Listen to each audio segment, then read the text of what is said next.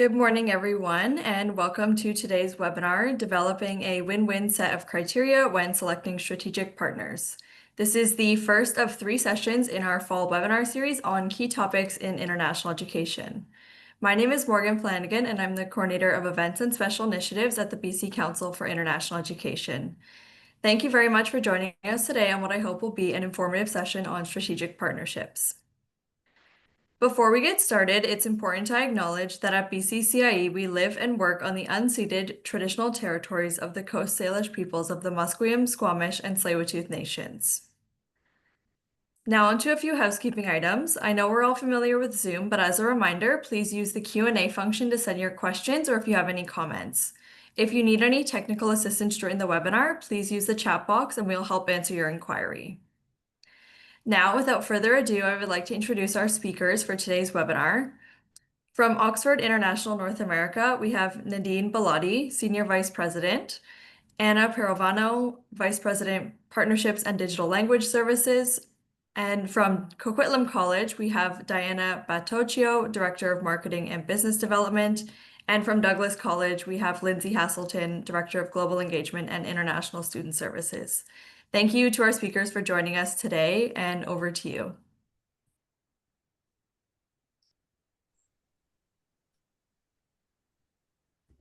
Thanks so much for the introductions. We're really pleased, all of us, the 4 of us, to be here today. And thank you for everyone for attending, and BCCIE also for inviting us to present. We're going to start the slides in a second. Thank you very much. And we'll just start with a quick kind of background. We thought that this topic was really interesting. All of us in international education, especially right now, going through some headwinds, if we want to call them that. Sometimes it doesn't seem strong enough a word. We have to think outside the box, and we have to find strategic partners that can maybe help complement some of our skills. And that's why we put this presentation together. So I'll introduce myself briefly and pass it over to the panel. My name is Nadine Bellotti. I'm Senior Vice President at Oxford International. The education group is UK based, but we've been in Canada as well for about 35 years. And in my role, I oversee our juniors programs, our language programs, our career and vocational training programs, and our higher education partnerships. Pass it over to you, Anna. All right, thanks Nadine, and thanks BCCIE for having us. It's a pleasure to be here and talk about strategic partnership. As Nadine mentioned, this has always been very important, and it feels even more important nowadays. So I'll just do a quick introduction of myself. My name is Anna Pirovano. I'm the Vice President of Partnerships and Digital Language Services for North America.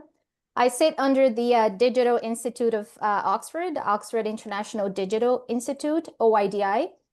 Yeah, we've been, as Nadine mentioned, Oxford has been around for over 34 years. The OIDI division is a newer division within the company, offering anything from testing services to pre-sessional English, all online. We're very happy to be expanding. We have a big presence in the UK. We're happy to be expanding into North America. Over to you, Diana. Thank you.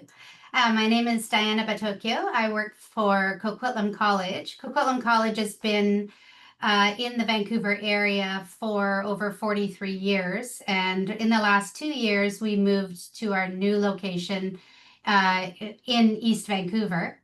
I've been working in administration in the office since 2014. And now, after some stints in student services, now I'm working solely in marketing, and I'm the Director of Marketing and Business Development. All right, and thank you. Nice to see everyone here today. Thanks so much for coming. My name's Lindsay Hasselton, and I'm currently the Director of Global Engagement and International Student Services for Douglas College. Douglas College, we are the largest degree granting college in BC. We have upwards of 20,000 students and currently about 2,500 international students. I have been at the college since 2016, where initially I started on the recruitment and marketing side of our operations, as well as admissions. So was working a lot with the strategic partners in the sense of language pathways and recruitment agents.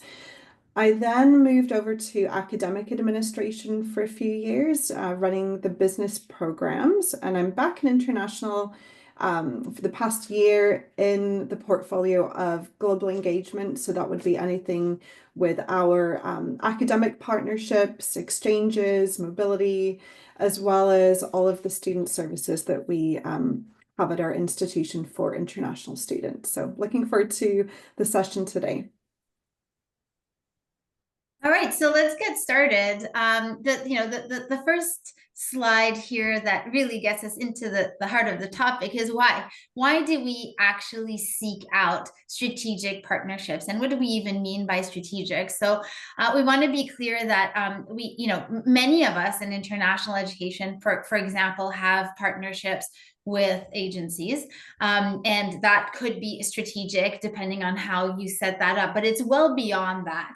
And we seek out partners for many different reasons. I've written a few examples here, increasing global reach. So that could be through a recruitment agent, but that could also obviously be through institutional partnerships that are international, streamlining processes. Sometimes we'll think, well, can I just do that internally here with my resources in my institution? The answer may often be yes, but sometimes the answer is, let me look elsewhere and see if there's an expert outside of where I am. Creating bandwidth, saving time, and really understanding how we can better support our students, again, with maybe services brought in from the outside.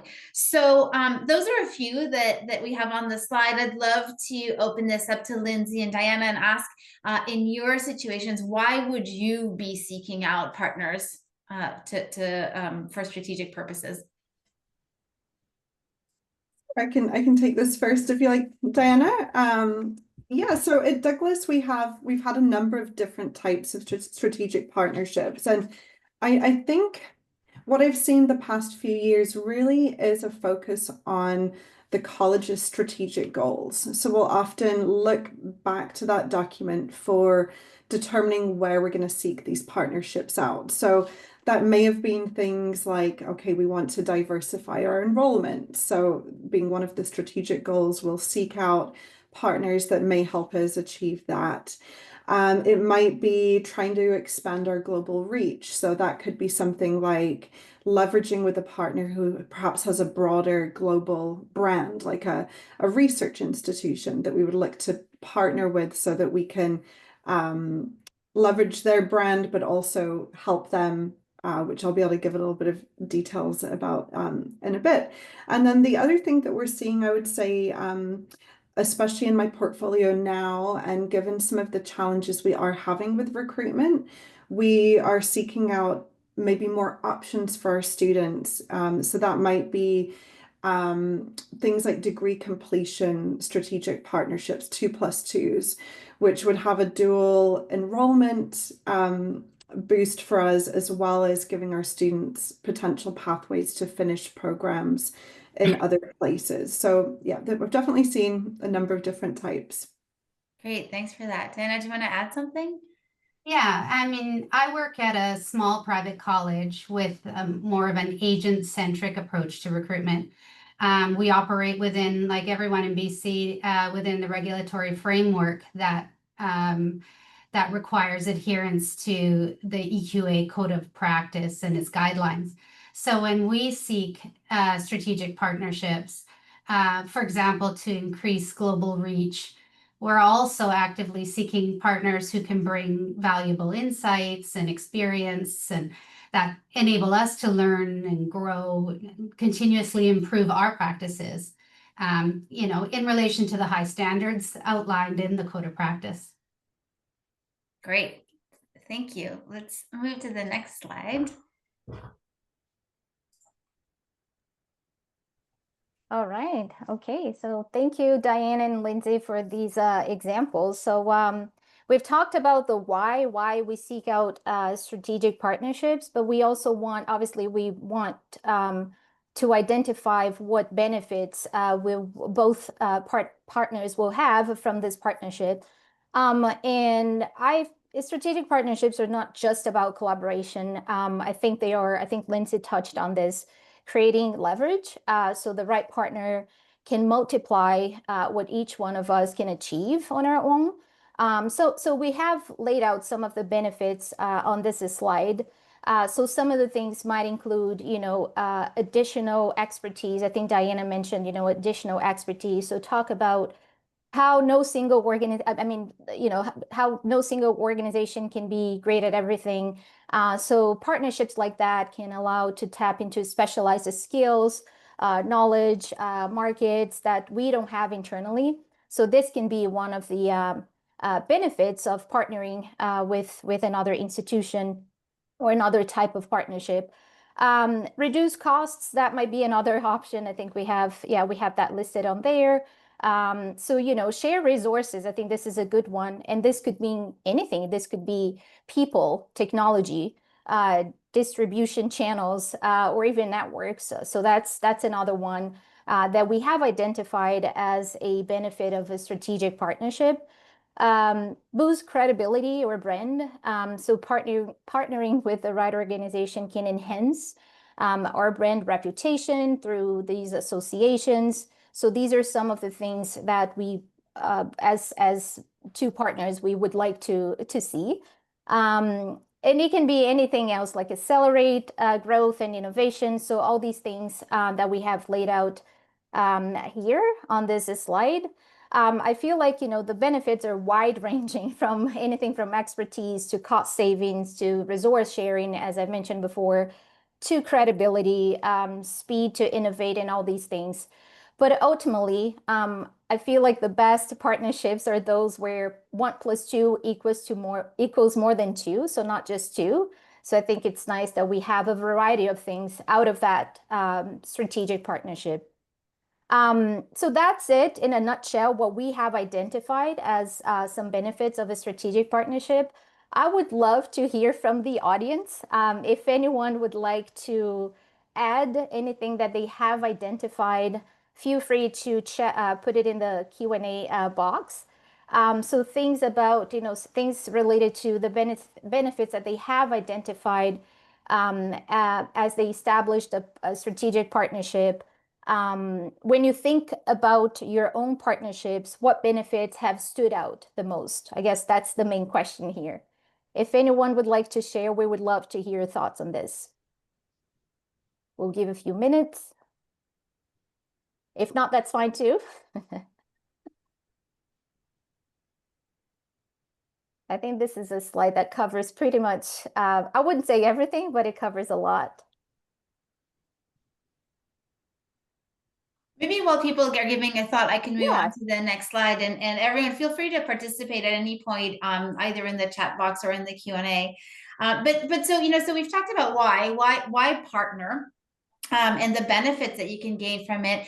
But really, like, getting into the concrete stuff here, sort of who do we partner with?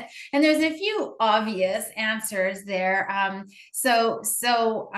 We've written recruitment agents, if it's international students, other academic institutions. I think it's really important that we think about partnering with other organizations similar to ours in terms of quality standards, values, etc., but also sometimes very different from us, so that they bring complementary skills. So, it could be private to private, private to public, public to public. It could be profit to profit, profit to nonprofit, nonprofit to nonprofit. It could be a service agreement. It could be a product agreement. I think it's really important when we think of, like, okay, what's going to really enhance what I have to offer here? We think about it really kind of in that broad scope, so that we don't limit our partnerships to something that's just based on sort of a really limiting kind of thinking pattern. And so I'd love, again, to look at Lindsay, Diana, Anna. Did we leave, obviously, I only named 2 here. Did we leave any types of partnerships out? And maybe you can share who you are partnering with these days. Yeah, I think absolutely. The two you've put here, the agents and the academic institutions, I could maybe give a couple of examples. I'll let Diana maybe dig into the agent piece. But we've recently, I guess within the last few years, delved into some admission partnerships that we were again sort of looking to leverage the global reach of a bigger institution. So we partnered with a larger research-based institution's MBA program here. And we were able to sort of figure out from some conversations with them that they, although their brand is globally known, they have a really small team on the recruitment side. So they were impressed with our institution's diverse population of international students. So we were able to leverage a partnership that provided our students with an admissions benefit in going into their MBA program. And for us, that was a really nice perk for our alumni and our students, as well as when we're selling our programs. But then for them, the perk was that they didn't have the team again to go abroad. They don't really work with agents. So we were able to stream some really top caliber students from countries that they're not recruiting in. So that's been an interesting admission one that we're excited about.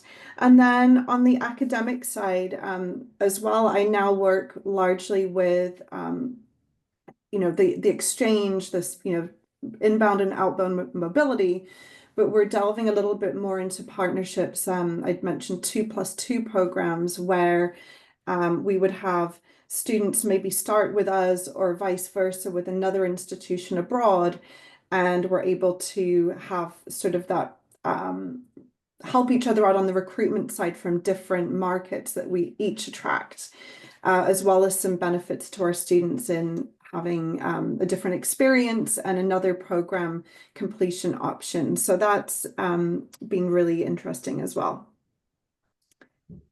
Yeah, like Lindsay at Douglas here at Coquitlam College, we also have a lot of college to university transfer agreement pathways, like 1+3, 2+2 to institutions of higher learning.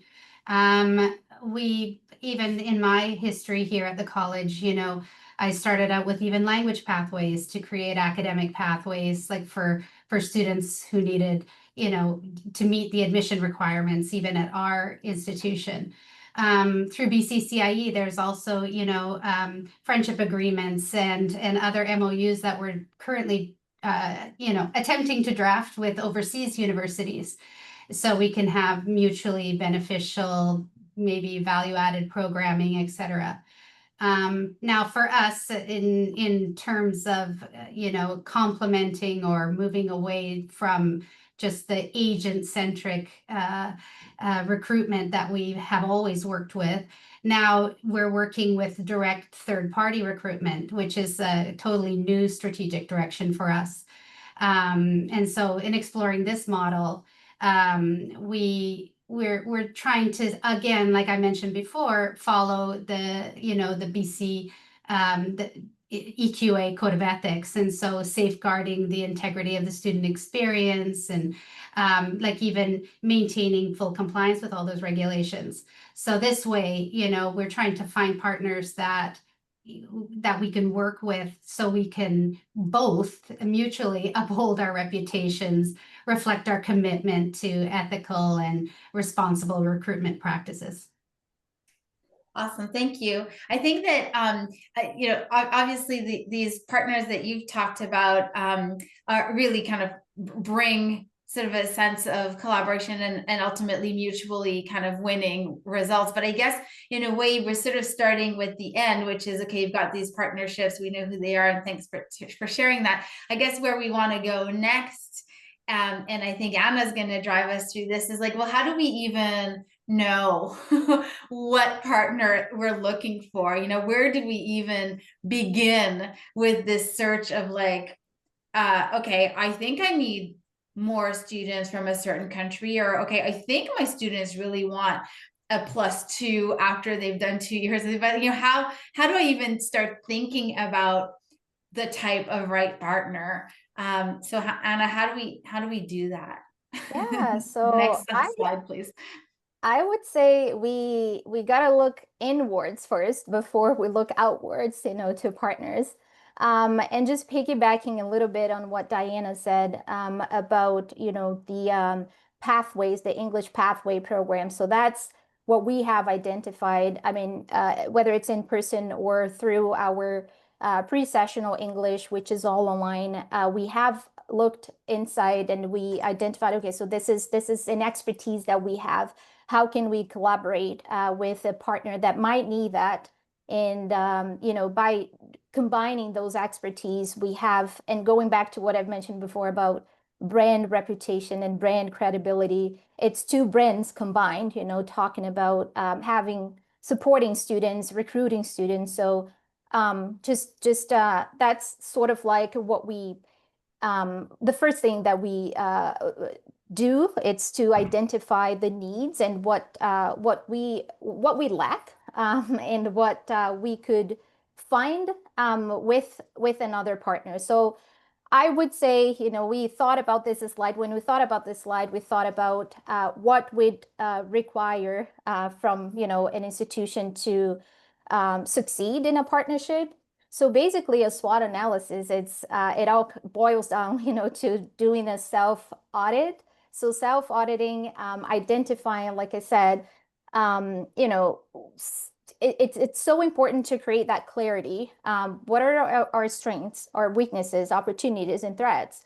So the goal is really to find partnerships that do align with our strategy. There could be partnerships that could fail if we don't have the right clarity about what the organization actually needs. So it's so important to do that self-evaluation before we can go out there and reach out and try and find, these partnerships.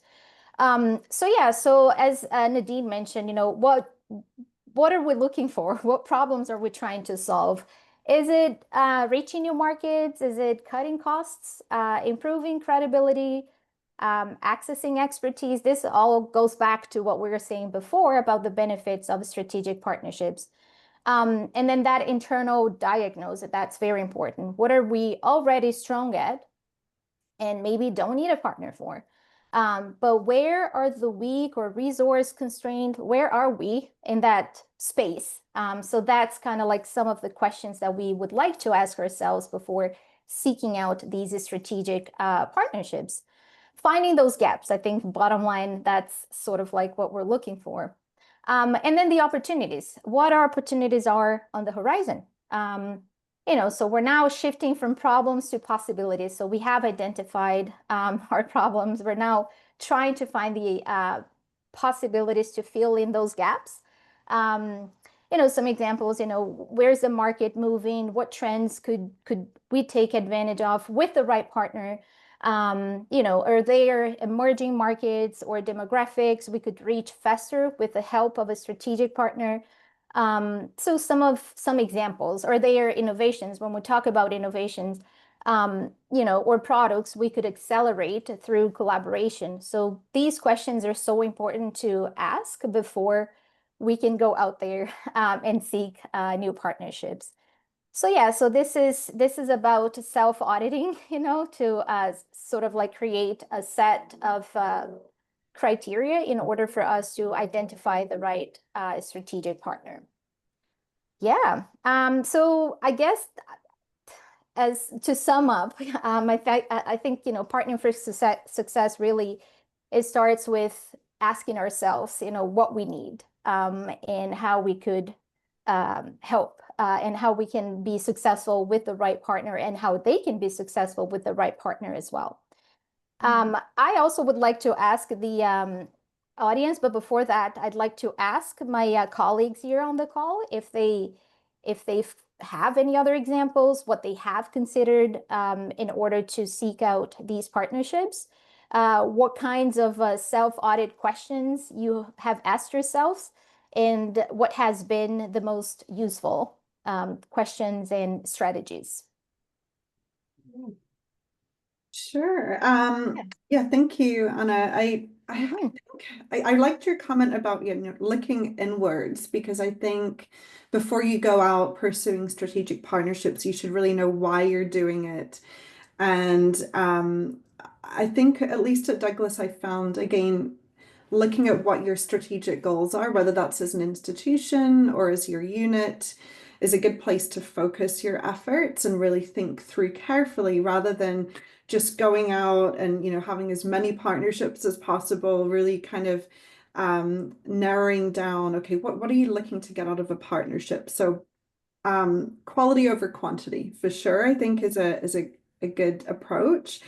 And for us, it's really been, once we kind of know what our goal is, it's been establishing, okay, what are the values of that institution or organization, and do they align with ours? Like, can we actually um, create a working relationship here that's based on trust and reputation? So I think, really narrowing down that list by identifying partners that you may have heard about through your network, or through conversations you may have had, and really um, thinking carefully about if that organization aligns with the values of your organization is really key to kind of start that list.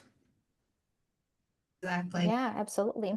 And we identified key opportunities for marketing and recruitment specifically, which we then use to develop like a detailed set of criteria, essentially our wish list, outlining where this recruitment partner could best support and collaborate with us.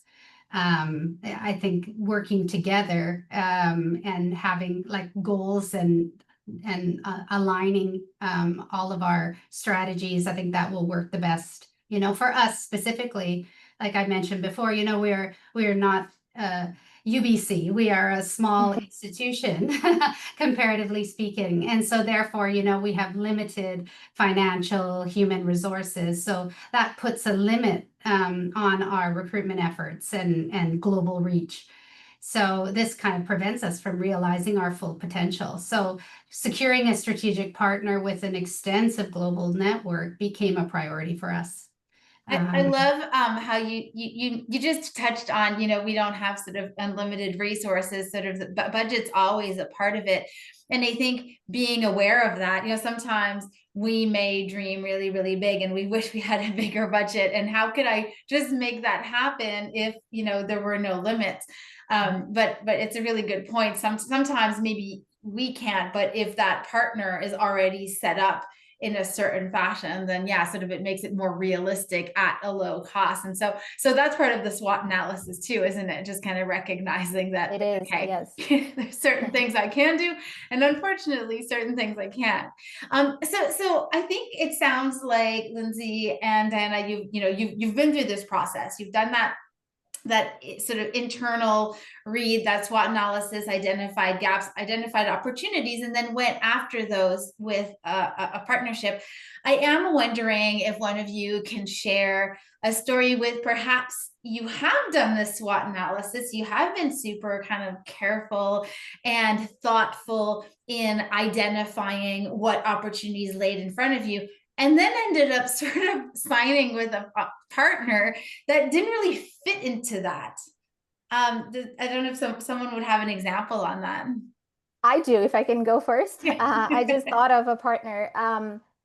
Yeah, so we've always been catering or focused on the international students, higher education international students that are coming to Canada to study, or to the US, to the UK. We have never looked at the other communities. And by other communities, I mean vocational schools that are bringing maybe workers, that are going to be in a certain, let's just say in nursing programs, or are going to be, nurses, and they need the language component that they don't have. Especially us, because we offer, digital, everything digital online programs.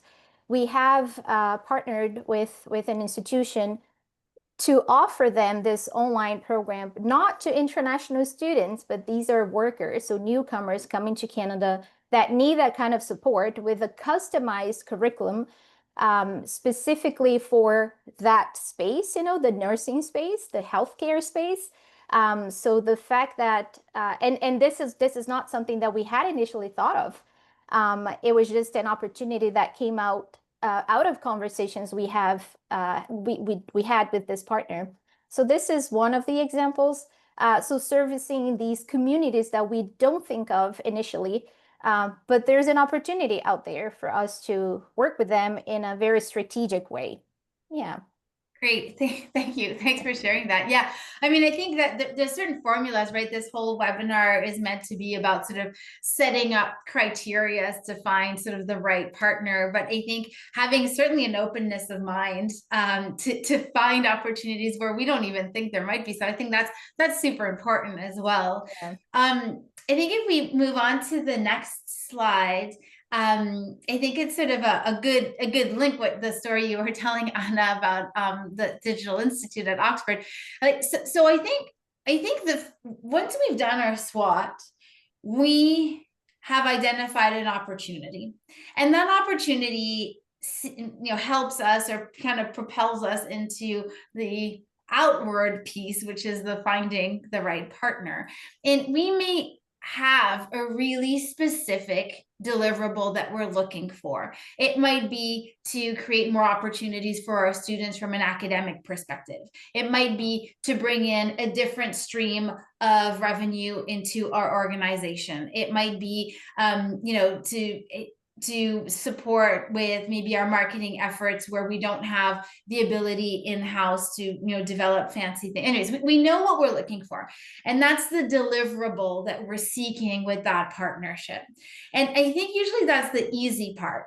We know we want more students, for example, right? But I think what makes that partnership successful is what's beyond that deliverable, because we might then go seek out 3, 4, 5 different partners, whether they're institutions or private companies or whatever that your case may be. And then all of them come back to us with this proposal, and they all say, yeah, we can deliver what you're looking for. How do we actually then decide which one is the right partner for us? And so that's where it's important to have more than just deliverables to be looking for when we decide who our partner is going to be. On this slide here, you can see a whole bunch of criteria that we all think are super important.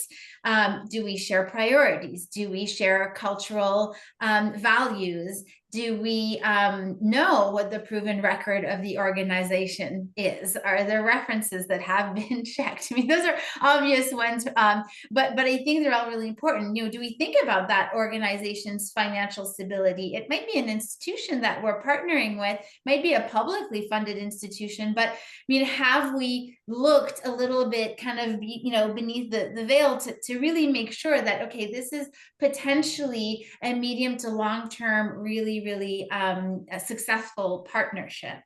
So really, it's super important to think beyond the deliverables. And so my question really, I'll start with you, Diana, is what are you looking for, or what tips kind of do you have to offer maybe, and how you've landed on actually that partner beyond just that, X deliverable?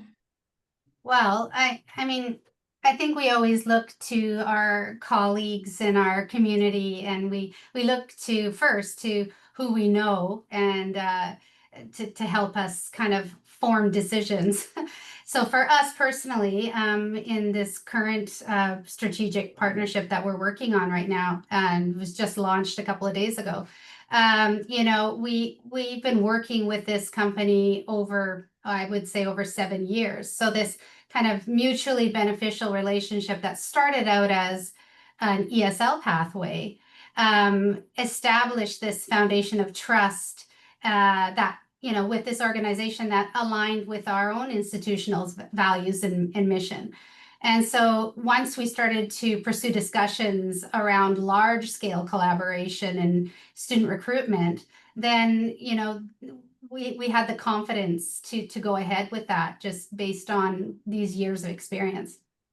Yeah, that absolutely. I think we all feel that way, even sort of on personal relationships, right? So when you already have something there, something that's been built initially, even if it's not as expansive, it's easier to have tested that relationship, that, you know, all of these criteria that are listed on here to move beyond. Lindsay, any tips that you have to offer? Yeah, I got thinking as you were speaking just about sort of on the flip side where there's been potential partners who this would be more on the recruitment side, the agent side, where certainly they could have brought us a lot of students, but our interactions with them before going into a contract were not professional. So the way they treated our staff, for example, or that sort of instinct that you got that, okay, this is a big company, yes, we get students, but they're going to make our lives very, very difficult. And there's not that fit there with the working style with our team and their team. That's actually been something that has stopped us from signing with a partner, even though we knew that the deliverable, the student, would have been high. There was another downside. And then I think on the flip side, there's been some partners that, we know that they're not going to be huge producers of students, but they're so wonderful to work with, and and that could potentially grow. And so I think it really is that that compatibility piece that you've spoken about that really is really important, and just knowing how that will work with your institution rather than just the raw number you're going to get out of that. Great. Yeah. And I think sometimes, again, we're comparing it to like personal relationships, that kind of that courting is such an old fashioned word, isn't it? But, that kind of lengthening that so that you get to know each other. You can really test if you are having those honest conversations, or if you are having real clarity about expectations, and really building that natural kind of connection with that other institution or organization is helpful. Great. All right. Go ahead. Next slide, please. I'm actually going to piggyback on what you all said about bringing this conversation to the personal side of things. As any relationship, a long-lasting partnership is not self-sustaining. They do require ongoing work, processes and relationship management. So we're not now talking about operationalizing the partnership. So we're transitioning from strategy to action. So we've talked about strategy, we've talked about understanding ourselves, setting criteria, identifying the right partners. But strategy only gets us halfway. Partnerships succeed or fail in the operational phase. So this is very important for us to discuss, when it comes to the action side of things. So turning a paper agreement or a handshake into the day-to-day reality. So that's what we want to cover on this slide.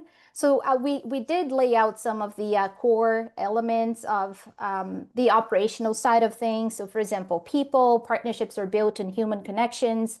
That means, making partners feel part of the community, our community, setting clear expectations early on, the deliverables, we've talked about deliverables, timeline, success measures. So without this, even the best partnerships could drift.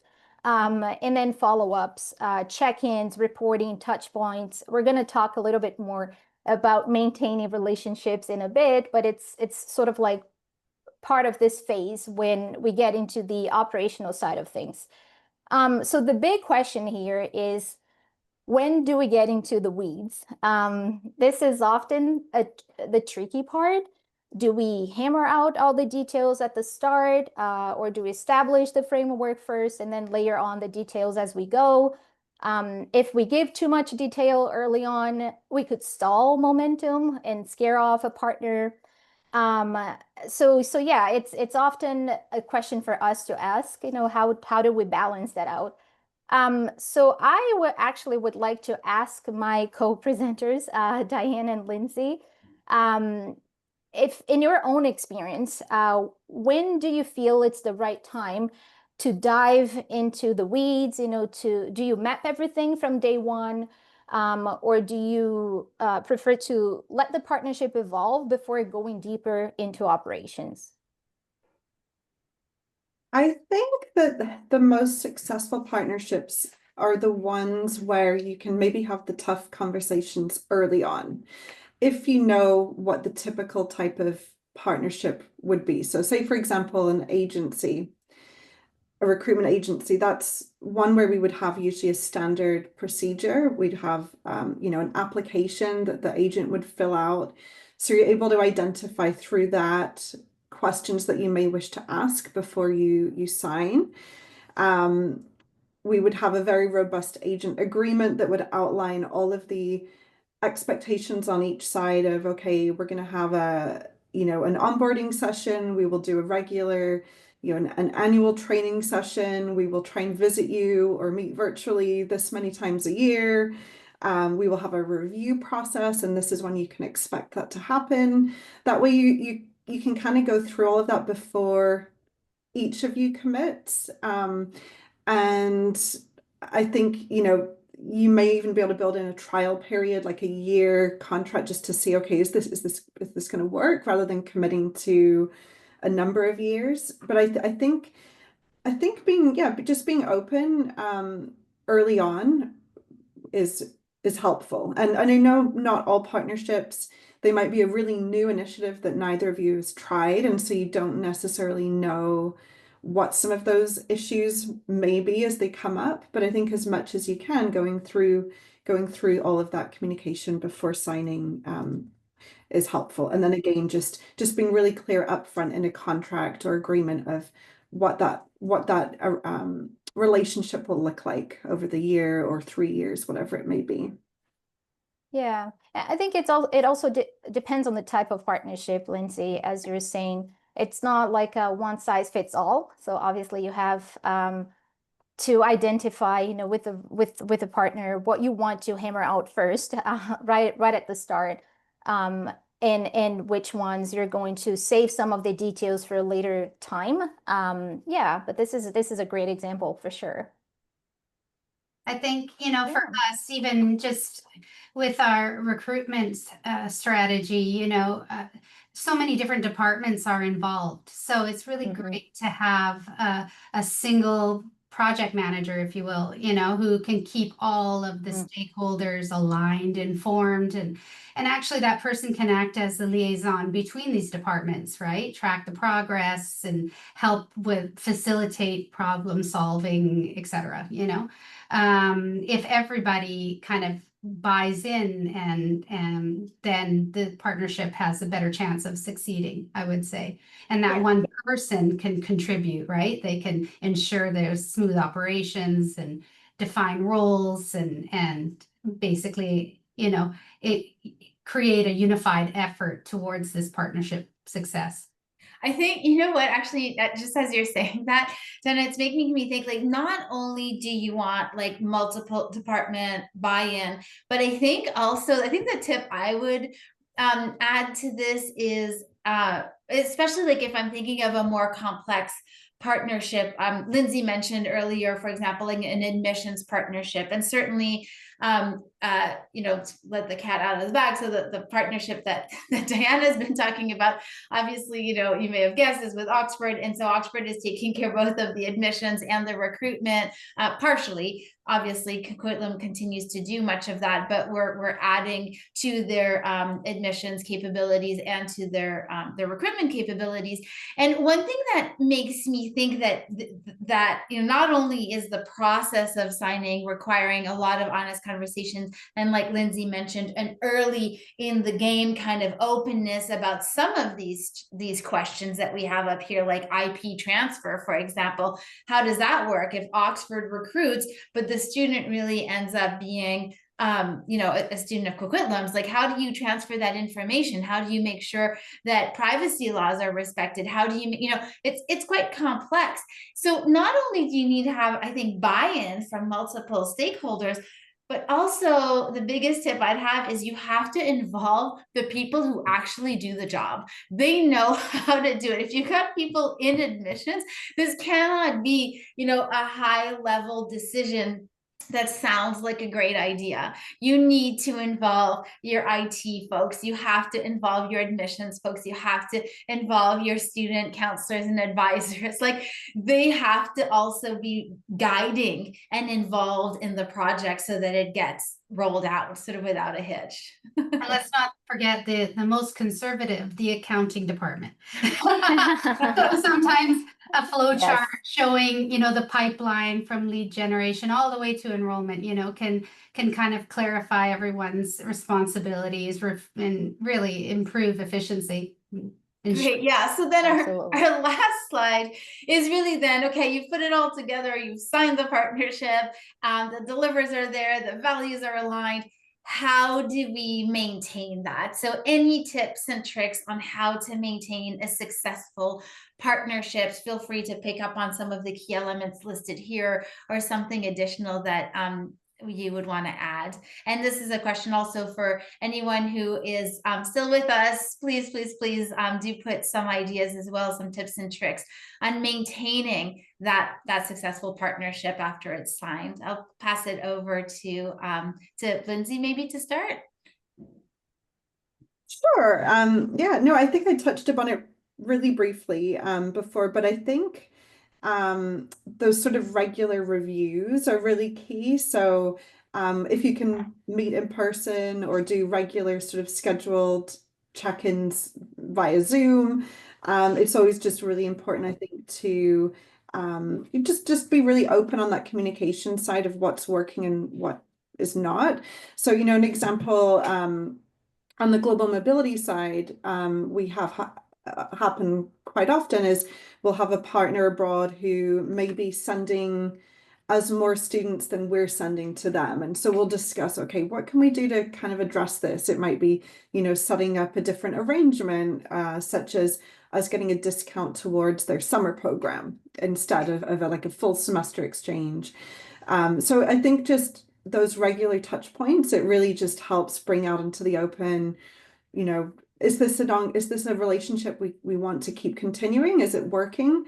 If it is, where do we need to tweak it? So I think, that regular touch point. I know Diana had mentioned having that kind of one key contact can really be helpful with that. So knowing who's doing what, who do I approach if there is an issue, that really helps as well. It's true that like maintaining the open lines of communication, that's really important. Of course, that's what's crucial with any partner. Analyzing, as you said, Lindsay, what's working, what's not, asking for regular updates. You could even formalize it all in a service level agreement.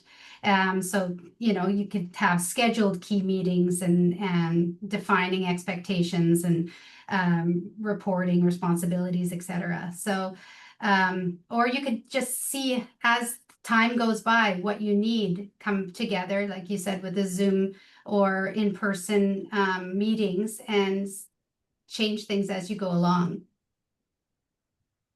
I'm gonna add something. I think what I'm hearing from Lindsay and Diana, and I think it's no secret, but communication is key. I think it's important that we keep that line of communication open, just to ensure that we're in a regular contact with our partners, so they feel that they have that relationship going with us, and trust. I think trust comes from that as well. Because then they would know, so they're in regular contact with me, so I know of the updates. I like what Lindsay said about regular check-ins. Even if it's a recruitment trip, you're going out, to recruit more students, but you're in a city where you have a partner, like an agent, for example. You just want to stop by the office just for a handshake, that's it, or just take them out, for lunch, and as an appreciation, right, as a token of appreciation because of the partnerships that you have with them. So yeah, I think it's very important that we review, as Lindsay mentioned, who are the partners that we want to keep, and maybe the ones that we want to continue. Do we need to make any adjustments or tweak anything? Yeah, so we've covered a lot about how to build and operationalize partnerships, but sustaining them is where the real value comes in. Yeah, so yeah, they're like relationships, as I mentioned before, and like any relationship, we need to ensure that we provide care, attention, trust, to thrive over time, and communication. Did you want to add anything, Nadine, or did I? Yeah, no, cover all that? I think that's great. I think that kind of wraps it up very nicely. You can't set it and forget it because it will not be successful if that's what you do. You need to nurture it, just like any relationship. So I think there's a lot of tips we can take from our successful personal or perhaps failed personal relationships into this. So maybe we can go into the questions, and really would love to hear any of your thoughts, comments, questions. And you can use, again, the Q&A. We'll keep an eye both on the Q&A slide or on the webinar chat slide. We had one question that came in advance of this webinar, and maybe I'll throw it to my colleagues now, and that is, have you ever signed some kind of sort of, promising partnership that at the end of the day really just ended up being a memorandum of understanding, didn't really lead to much more? And I will add to that question, sort of, is that a bad thing? Do we absolutely need sort of the deliverables, or how do we treat that? How do we deal with it? Maybe work on it to become more productive, or perhaps just maintain that relationship. Any thoughts on that? Well, whenever something doesn't really work out, you always get questioned, was that due to a lack of effort, or is it a lack of resources, like human resources? For us here, for many years, we didn't have a lot of people working in each department. So sometimes that leads to, things not happening really.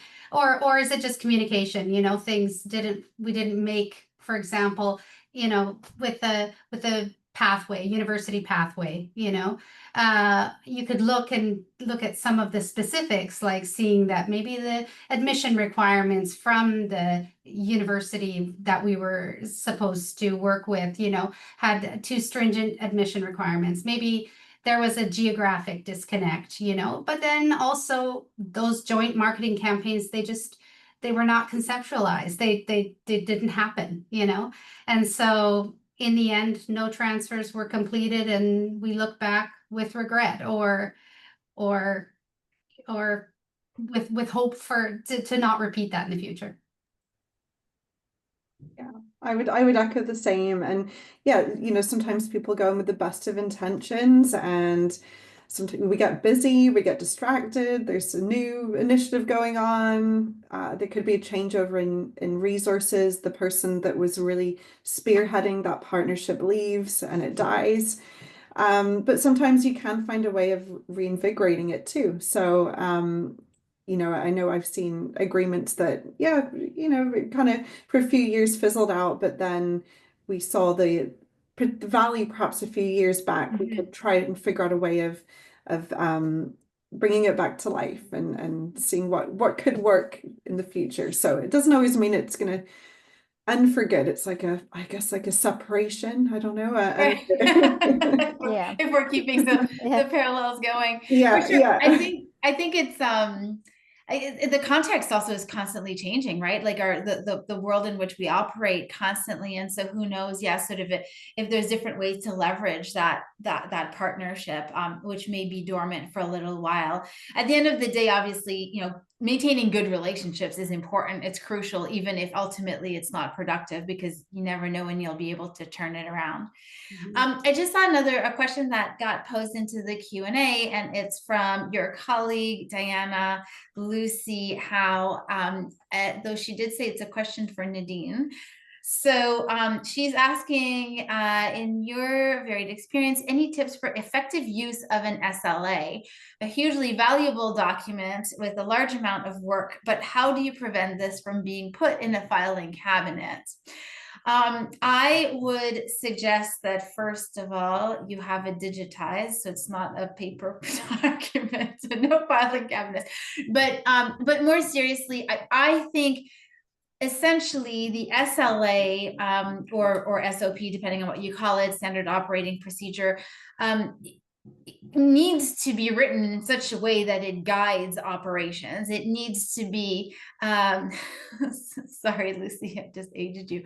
Yeah, I think it needs to be really sort of relevant. It needs to be almost like a set of internal policies, and it needs to think ahead of time of what difficult scenarios might come in to kind of trip people up in the agreement. So whether, for example, again, on an easy case of an agency that's based, I don't know, in Colombia that might have X, refund policies, and an institution that's based in Canada that has to respect regulatory requirements also for refunds. Like, how do you get in front of that and make sure that you have a really clearly written SLA? And though it may sit dormant because there aren't any difficult situations that come up, ideally, if something comes up, then both parties are able to go to that SLA and say, hey, remember, we said that in a scenario like this is how we would respond. And so I think it takes just a lot of foresight,